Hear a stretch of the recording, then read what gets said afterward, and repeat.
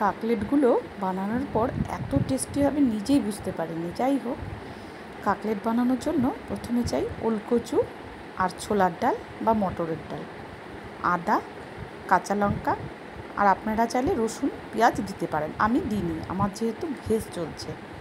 তারপর কড়াইয়ে একটু হিং ফোড়ন দিয়ে তার মধ্যে ওই পেস্টটা দিয়ে দিতে হবে, একটু কালো জিরেও ফোড়ন দিতে হবে।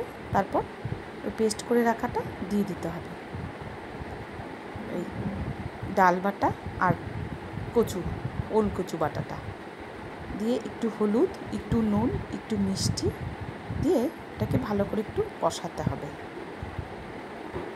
একটু কষা কষা হয়ে আসবে, ওটাকে নামিয়ে নিয়ে একটা বলে রাখতে হবে। তার মধ্যে 1 চামচ আটা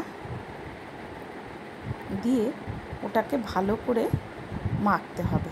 মাখার পর ঠিক এইভাবে একটা প্লাস্টিকের মধ্যে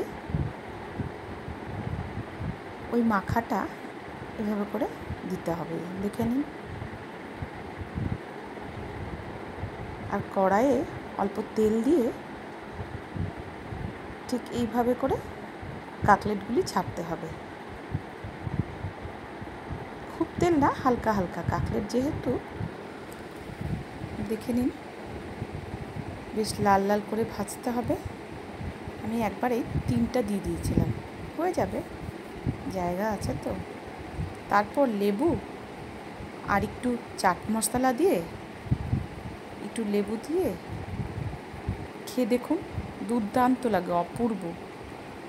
মেখে দিয়েছিলাম, মেয়ে তো বুঝতেই পারেনি এত টেস্টি কী দিয়ে বানিয়েছো মা।